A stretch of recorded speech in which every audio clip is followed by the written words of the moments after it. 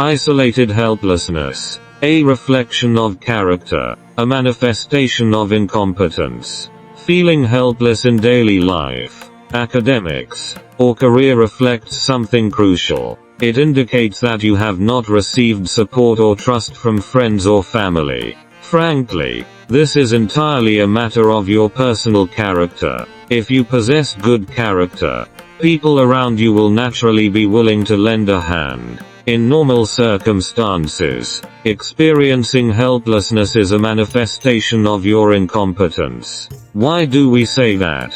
Why do you consistently need others to help resolve your affairs? Why can't you solve them independently? The fundamental reason is your incompetence. In interpersonal relationships, if your conduct is upright, friends and family become your pillars of support. However, if you continually feel helpless, take a moment to reflect. Perhaps it's time to start with yourself. To be a trusted individual, you must first become someone worth trusting.